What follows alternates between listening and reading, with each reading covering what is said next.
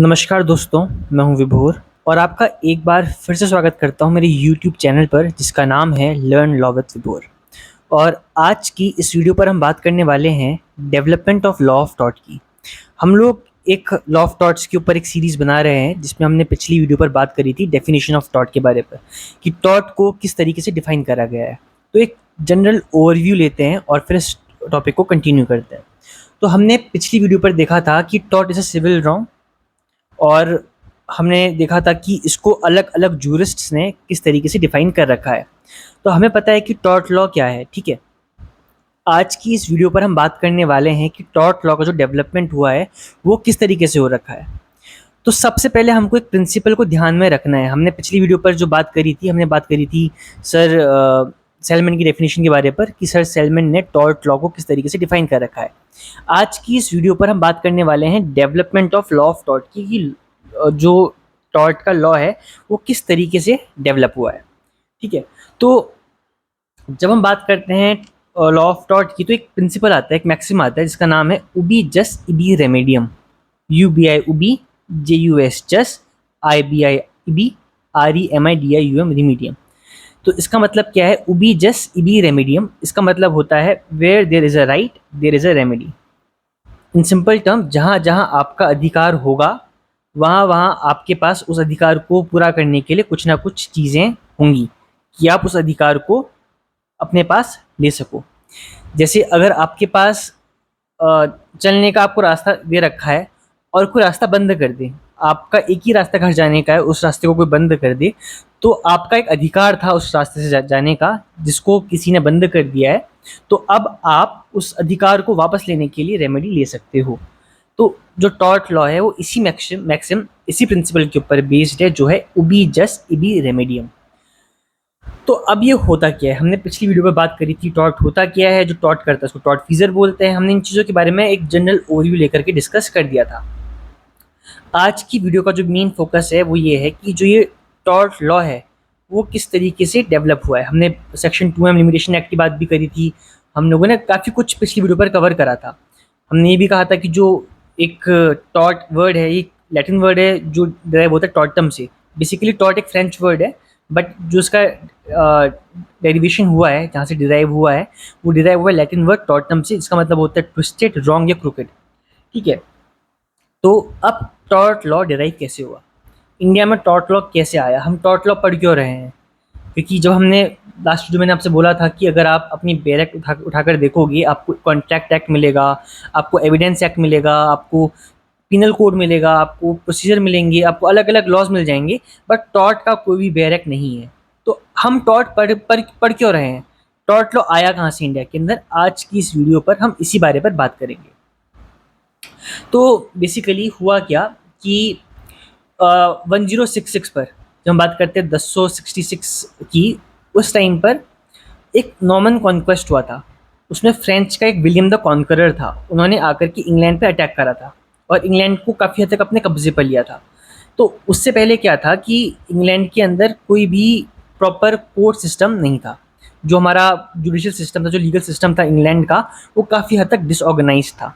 तो 1066 पर फ्रेंच का एक आदमी था जिसका नाम विलियम द कॉन्करर था, उसने इंग्लैंड पर अटैक करा। उसको नॉर्मन कॉन्क्वेस्ट बोलते हैं। नॉर्मन कॉन्क्वेस्ट के दौरान इंग्लैंड पर अटैक होता है, इंग्लैंड को जो विलियम है अपने पावर पे ले लेते हैं, और जैसी पावर पे विलियम अपनी लेते हैं, वो जो लीगल सिस्टम होता है उसको काफ़ी हद तक चेंज कर देते हैं, और इस तरीके से हमारा लॉ ऑफ टॉर्ट डिराइव होता है। अब लॉ ऑफ टॉर्ट है क्या, ये आया कहाँ से?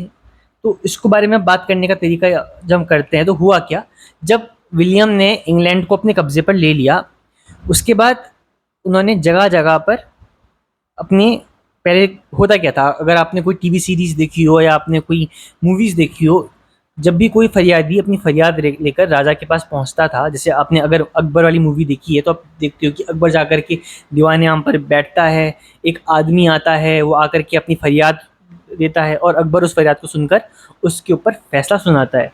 या अगर आपने अकबर बीरबल की कहानी, जो हमारी तेनालीराम की कहानी आया करती थी, उनको पढ़ा हो तो आप देखते हो कैसे कृष्णदेव के दरबार पर लोग आते थे, अपनी परेशानियां देते थे और जवाब मांगते थे। तो वैसे ही उन्होंने पहले तो राजा था तो उन्होंने यही काम करना शुरू करा, बट धीरे-धीरे उनको लगा कि इतनी बड़ी टेरिटरी के लोग आकर के मेरे पास नहीं आ पा रहे हैं। तो इससे अच्छा ये होगा कि मैं जगह-जगह पर जजेस को बैठा दूँ, जो उन केसेस को सुने और मेरे बिहाफ़ पर ऑर्डर पास कर दें। तो इंग्लैंड पर अब जगह-जगह पर जा कर के जजेस बैठने लगे। जब जजेस बैठने लगे तो लोग उनके पास आते थे, वो अपनी फरियाद देते थे और जजेस अपना दिमाग अप्लाई करते हुए उन फरियाद को सुनते हुए उनको रेमेडी दिया करते थे। तो अब जो रेमेडीज़ मिलना शुरू हुई, इसका जो नाम पड़ा आगे चलकर वो पड़ा टॉर्ट। कैसे पड़ा? क्योंकि यहाँ कोई कोडिफ़िकेशन नहीं था, यहाँ जज अपने दिमाग लगा कर के अपने ओपिनियंस दिया करते थे। तो इंग्लैंड में इस तरीके से जो लीगल सिस्टम है डिराइव हुआ, इसको हम कॉमन लॉ बोलते हैं। अब इंग्लैंड उसके बाद धीरे-धीरे करके इंग्लैंड ने पूरी दुनिया में कैप्चर करना शुरू करा। तो इंग्लैंड जब धीरे-धीरे करके पूरी उसने दुनिया को कैप्चर करा, तो उसने इंडिया को भी कहीं न कहीं आकर कैप्चर कर लिया। तो जब इंडिया में हम बात करते हैं टॉर्ट लॉ की, तो इंडिया में टॉर्ट लॉ कहाँ से आया? हम कह सकते हैं कि इंडिया पर जो टॉर्ट लॉ आज हम फॉलो करते हैं, उसको ब्रिटिशर्स लेकर के आए। बट इंडिया में टॉर्ट लॉ को हम 3 पार्ट में डिवाइड कर सकते हैं, एंशिएंट एरा, मिडीवल एरा और मॉडर्न एरा। अब टॉर्ट लॉ हमने देख लिया कि आया कैसे, पर टॉर्ट लॉ का यूज़ क्या है, टॉर्ट लॉ के ऊपर कौन काम कर सकता है, टॉर्ट लॉ का जो ये बेसिक कंसेप्ट है, इसका जो नीड है वो कहाँ से निकल कर के आई, इसके बारे में जानना भी बहुत हद तक इम्पॉर्टेंट हो जाता है। ठीक है? तो जब बात निकल कर के आती है कोई क्राइम की, कोई क्राइम क्यों हो रहा है? जब हम कहते हैं क्राइम हो रहा है, हम कह रहे हैं कि सोसाइटी में कोई मर्डर कर रहा है, उससे पूरी सोसाइटी अफेक्ट हो रही है। जो मर्डर कर रहा है इसलिए हम उठाकर उसको जेल में डाल देते हैं। तो टॉर्ट का क्या है? तो टॉर्ट का जो पहली बार इस कंसेप्ट को उठाया था, उसको उठाया गया था गॉर्डन वर्सेस ली के केस पर। इसमें मेंटल ऑब्जेक्ट ऑफ टॉर्ट की बात करी गई थी। इन गॉर्डन वर्सेस ली हम लोगों ने जो मतलब हम लोगों के एंसेस्टर्स थे इंग्लैंड पर, उन लोगों ने बात करी थी कि टॉर्ट लॉ जो है वो कहाँ से निकल कर के आया और उसका ऑब्जेक्ट क्या है। तो बेसिकली जो इस केस पे कोर्ट ने ये लीड डाउन करा कि जो भी इंसान कोई एक्ट कर रहा है, उस एक्ट की उसको रिस्पॉन्सिबिलिटी लेनी पड़ेगी। अगर आप कोई काम कर रहे हो, उसके लिए आप रिस्पॉन्सिबल हो। तो गॉर्डन वर्सेस ली पर कोर्ट ने सिंपल वर्ड्स पे ये कह दिया, अगर आप कोई हरकत करते हो तो उसकी जिम्मेदारी उठाओ। That is your tort. हमने पिछली डेफिनेशन में बात की थी सेलमेंट की डेफिनेशन की। सेलमेंट ने कहा है tort is a civil law for which remedy is a civil law action for unliquidated damages and this is not exclusively a breach of contract और अ ब्रीच ऑफ ट्रस्ट, है ना, और अदर मेयर ऑब्लिगेशन। ये सेलमेंट की definition थी tort की। तो हमने इसमें क्या क्या देखा था? हमने देखा था इसमें बात करते हैं सिविल रॉन्ग है पहली चीज़, क्रिमिनल रॉन्ग नहीं है। फिर हमने बात करी कि इसमें जो हमको मिलते हैं वो मिलते हैं अनलिक्विडेटेड डैमेजेस, और ना कि ब्रीच ऑफ कॉन्ट्रैक्ट है, ना ब्रीच ऑफ ट्रस्ट है, ना कोई अदर ऑब्लिगेशन है। तो टॉर्ट लॉ कोई भी ऐसा काम है जो आप कर दो जिससे कोई और अफेक्ट हो जाए। हमने इसलिए कहा उबी जस्ट इबी रेमेडियम, where there is a right there is a remedy. जहाँ जहाँ आपका अधिकार होगा, वहाँ जहाँ जहाँ आपका राइट होगा, वहाँ वहाँ आपका अधिकार होगा, वहाँ आपकी रेमेडी आपको मिलेगी। तो ये टॉर्ट लॉ का बेसिक है। अब हमने कहा कि इंडिया में हमने टॉर्ट लॉ को 3 पार्ट में डिवाइड कर दिया, एंशिएंट एरा, मिडीवल एरा और मॉडर्न एरा। अब एंशिएंट इंडिया को जो रूल करते थे वो करते थे राजा महाराजा। तो वहाँ एक किंगशिप का कंसेप्ट चलता था। जो किंग है भगवान की देन है, वो भगवान का अवतरण है, भगवान का रूप है। तो इसलिए जो राजा होगा वो कभी गलत काम नहीं कर सकता, वो कभी गलत फैसला दे ही नहीं सकता। जो राजा ने कहा वो आपको मानना ही मानना पड़ेगा। तो ये था आपका एंशिएंट इंडिया का कंसेप्ट। तो यहाँ होता क्या है तो जब हम बात करते हैं एंशिएंट इंडिया की, तो उसमें क्या होता था कि कितनी बार एक फरियादी झूठा फरियाद लेकर के दरबार पर पहुंचता था, राइट? तो उस टाइम पर क्या होता था कि सही कौन बोल रहा है, गलत कौन बोल रहा है, इस बात को जानना बड़ा मुश्किल होता था। और इस चक्कर पे, क्योंकि देखो कितनी बार अगर आपने पढ़ी हो अकबर बीरबल की और तेनालीराम की कहानी आती है कि एक औरत दो औरतें आती हैं और एक बच्चे पर अपना क्लेम बताती हैं कि ये बच्चा किसका है। तो उसमें लास्ट में जो बीरबल होते हैं या जो तेनालीराम होते हैं वो बोलते हैं कि बच्चों को काट दिया जाए और बांट दिया जाए, दोनों को आधा आधा बच्चा मिल जाएगा। तो जो उसकी असली माँ होती है वो बोलती है नहीं बच्चा उसको दे दो। जो दूसरी होती है खुश हो जाती है कि मेरे को बच्चा मिल रहा है। तो फिर अकबर जो बीरबल होता है वो बोलता है कि देखो असली माँ वो है जिसने कहा बच्चा दे दो, क्योंकि अगर जो माँ है उसको अपने बच्चे से प्यार होता है, तो वो ऐसे करके फैसला सुना करके दिया करते थे। बट जब आप ऐसा कुछ भी ना कर पाओ, इतना दिमाग वाले लोग बहुत कम होते हैं, जब इतना दिमाग भी ना हो तो उस केस पर क्या होगा? तो पहले के ज़माने पर होते थे ऑर्डियल्स। ऑर्डियल्स का मतलब क्या होता है? ऑर्डियल्स का मतलब होता है परीक्षा। जैसे अगर मैं कोई क्राइम करता हूँ और किसी ने कहा मैंने ये क्राइम कर रखा है, तो राजा बोलेगा कि एक काम करो, उसको डुबा दो पानी पर। अगर ये वापस निकल करके आ जाएगा 1 घंटे के बाद, मतलब इसने क्राइम नहीं करा है, क्योंकि भगवान जो है वो तय करेगा इसने क्राइम करा है या नहीं करा है। किसी को टाँग करके पत्थर मारना, अगर वो बच जाए 1 घंटे के बाद पत्थर मारने के बाद भी, तो उसने क्राइम नहीं कर रखा है। या अगर आपने रामायण पढ़ी हो तो सीता माँ की अग्नि परीक्षा होती है, जो अग्नि से जा करके जल करके बाहर निकल करके आती हैं। तो ये पवित्रता प्रूफ प्रूफ करने के लिए कि उनको रावण ने कभी छुआ नहीं, है ना? तो जब चीज़ें निकल करके आती हैं, उनको कहते हैं ऑर्डियल। तो जो हमारे वैदिक एरा में जो स्मृति हैं, जो हमारे सूत्र हैं और जो हमारा अर्थशास्त्र चाणक्य का दिया हुआ, उन चीज़ों पर ये ऑर्डियल्स की बात करी गई है। तो जो राजा है उसका जो बेसिकली ये कंसेप्ट था प्रूफ करने का, और टॉर्ट का ही एक फॉर्म था कि अगर कोई देखो, क्योंकि लॉ तो को था नहीं, अगर किसी के साथ कुछ बुरा हो रहा है, वो कह रहा है कि मेरी बकरी थी, इसने मार के खा ली, बकरी मेरी थी, तो आपका राइट था बकरी बकरी पालने का, चराने का, आपसे मना कर दिया गया, मार दिया गया, तो आपको रेमेडी चाहिए, तो रेमेडी आपको मिलेगी। वो ब्रीच ऑफ ट्रस्ट हो रहा है फिलहाल, गलत एग्जाम्पल हो गया थोड़ा सा। बट सपोज जो मैंने आपको रास्ते का एग्जांपल दिया, आपका जाने का रास्ता है, दूसरे ने आकर के अपनी कुत्ते बांध दिए कि आप यहाँ से पास नहीं कर पाओगे, आप घर नहीं जा पा रहे हो अपने, तो अब क्या करोगे आप राजा के पास पहुंचे, राजा ने कहा, कुत्तों को हटाओ यहाँ से। तो ये आपका टॉर्ट लॉ कहीं ना कहीं हो रहा है। ये था आपका एंशिएंट इंडिया के टाइम पर। फिर हम आते हैं मिडिवल इंडिया पर। मिडिवल इंडिया का जो पीरियड है, इसको मैक्सिमम जो मेजरली रूल करा है वो करा है मुगल्स ने। तो मुगल्स से बेसिकली मुस्लिम्स, जो मुस्लिम लॉ के अंदर जो कानून निकल करके आता था, वो निकल करके आता था N I for N I वाला, N I for N I, अतुत फॉर अतुत। आपने अगर सुना होगा, जो लोग बोलते हैं अक्सर कि सऊदी अरेबिया में कुछ चोरी करे उसके हाथ काट देते हैं। तो बेसिकली यहाँ का कंसेप्ट क्या था कि अगर आपने कोई गलत काम करा तो आपको उसकी रेमेडी मिलेगी इन द फॉर्म जो आप कर रहे हो, उतना ही आपको पनिशमेंट दिया जाएगा। आपने किसी की आँख फोड़ी, आपकी आँख फोड़ दो। आपने किसी का हाथ काटा, आपका हाथ काट दो। तो ये पनिशमेंट थी हमारी मिडिवल इंडिया की, जो हम लोगों का दिल्ली सल्तनत और मुगल एरा था उस टाइम की। फिर हम निकल करके आते हैं मॉडर्न एरा पर। अब मॉडर्न एरा पर 1600 के बाद तो अंग्रेज ही आ गए थे। जब अंग्रेज निकल करके आए थे, वहाँ तो ऑलरेडी हम लोग कॉमन लॉ फॉलो कर, मतलब वो लोग ऑलरेडी कॉमन लॉ फॉलो कर रहे थे। उनके वहाँ नॉर्मन कॉन्क्वेस्ट हो चुका था, उनके यहाँ जजेस बैठ चुके थे। तो उन लोगों ने sir Henry Maine, sir James Stephens और बहुत सारे लोग थे, सर फेडरिक पॉलक, इन लोगों ने ग्रुप बना करके एक सिविल रॉन्ग बिल था उसको पास करने की कोशिश करी। वो पास हो नहीं पाया, बट इसके एफर्ट के चलते इंडिया में 3 कोर्ट खुले गए, मद्रास में, कलकत्ता पे, बॉम्बे पर। तो इनको हम बोलते हैं प्रेसिडेंसी कोर्ट्स।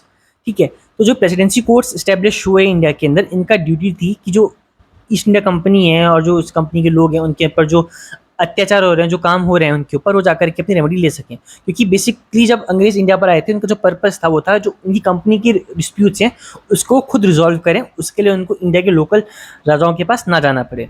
बट धीरे धीरे करके अंग्रेजों ने इंडिया को पूरा अपने कब्जे पर ले लिया। अब जो कोर्ट्स थे इनके पास बाकी जो आम लोग थे उनको उनके मैटर सुनने की पावर भी निकल करके आ गई। ठीक है, तो बेसिकली जो ये लॉ ऑफ टॉर्ट है कॉमन लॉ के ऊपर बेस्ड है। इसका जो बेसिक फंडा है वो है इक्विटी, गुड कॉन्शियंस। अगर आपको दिखाना पड़ेगा कि जो आप केस लेकर आ रहे हो आप उसमें आपकी इक्विटी है, गुड कॉन्शियंस है, तब वो केस सुनेंगे, अदरवाइज नहीं सुनेंगे। बट जब इंडिया की हम बात करते हैं तो इंडिया का सिचुएशन कंप्लीट डिफरेंट थी।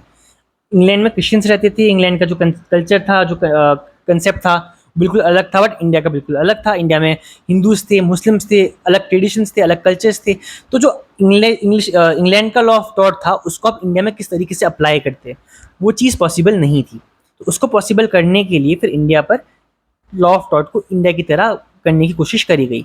ठीक है, तो बेसिकली 1726 पर चार्टर निकल करके आया। इसमें हमने एक बात करी, 3 वो कोर्ट स्टैब्लिश हो गए थे, मद्रास, कलकत्ता, बॉम्बे पर। और ये कोर्ट कॉमन लॉ के हिसाब से इंडियंस की प्रॉब्लम सुनना शुरू कर देते हैं, और यहीं से हमारा इंडिया के अंदर भी लॉ ऑफ टॉर्ट डेवलप होता है। आज के टाइम पे जो हम लॉ ऑफ टॉर्ट सुनते हैं वो हम इंडिया की तरह सुनते हैं, मतलब इंडियन पर्सपेक्टिव में सुनते हैं, क्योंकि हमारे पास 1995 पर एक केस निकल करके आया था, Naval Kishore versus Rameshwar Nath and others. इस कोर्ट एक केस ये था, और एक केस और था जिसका नाम मैं आपको एक सेकंड में बताता हूँ। मैंने कहीं लिखा था नाम उसका, just give me a second. Okay, उस केस का नाम है वघेला वर्सेस मुसद्दीन। तो वघेला वर्सेस मुसद्दीन और Naval Kishore versus Rameshwar, in case में कोर्ट ने ये हेल्ड करा कि जो इंग्लिश प्रिंसिपल हैं इक्विटी, जस्टिस एंड कॉन्शियंस के, इनको तो हम अप्लाई करें, अच्छी बात है, बट क्या हमारी कंट्री इनको अडॉप्ट कर सकती है या नहीं कर सकती है, ये एक बहुत सोचने वाला क्वेश्चन है। तो इसीलिए इसको जो हमारा कंसेप्ट है उसको हम लोग इंडियन पर्सपेक्टिव में इंडियन कस्टम्स, इंडियन ट्रेडिशंस को अप्लाई करने की कोशिश करेंगे। ठीक है, उसके बाद इंडिया में क्या होता है, जो टॉर्ट लॉ होता है उसको हम काफ़ी हद तक इंग्लिश कंसेप्ट के हिसाब से लेकर चलते हुए लेकर के आए हैं अभी तक, बट हमने उसमें काफ़ी डेवलपमेंट कर दिए हैं। जो इजी डेवलपमेंट है वो है MC Mehta versus union of India का केस, भोपाल केस ट्रेजेडी। वहाँ से हमने पूरा प्रिंसिपल चेंज कर दिया। फिर फाइनली निकल करके आता है कि इंडिया में लॉ ऑफ टॉर्ट इतना स्लो डेवलप क्यों होता है, क्योंकि लॉ ऑफ टॉर्ट कोडिफाइड नहीं है, लॉ को इग्नोर करते हैं, आपको पता ही नहीं कि आपके राइट क्या क्या है, तो आप कैसे केस करोगे। फिर इंडिया में गरीबी इतनी है कि केस फाइल करने के लिए आपको वकील चाहिए, आपको कोर्ट फी पे करनी है, तो वो कहाँ से करोगे। दो हमारे पास आर्टिकल 39A है जो हमको हेल्प करता है फ्री लीगल एड की, बट हर कोई नहीं कर पाता, लोगों को पता ही नहीं है। फिर आपके जो पॉलिटिशियंस हैं उनकी विल नहीं है लॉ बनाने की प्रॉपर तरीके से, और उसके बाद जो हमारा लीगल सिस्टम बहुत ज़्यादा एक्सपेंसिव है और बहुत डिले करता है, तो इस चक्कर पर इंडिया में लॉ ऑफ लॉ डेवलप नहीं कर पाया। मतलब स्लोली डेवलप करते हुए हमने स्ट्रिक्ट लाइबिलिटी को बढ़ा करके एब्सोल्यूट लाइबिलिटी कंसेप्ट लेकर के, तो हम काफ़ी हद तक आगे बढ़ गए। तो आज की वीडियो में बस इतना ही, हम जल्द मिलेंगे नई वीडियो के साथ। See you in the next video, bye bye.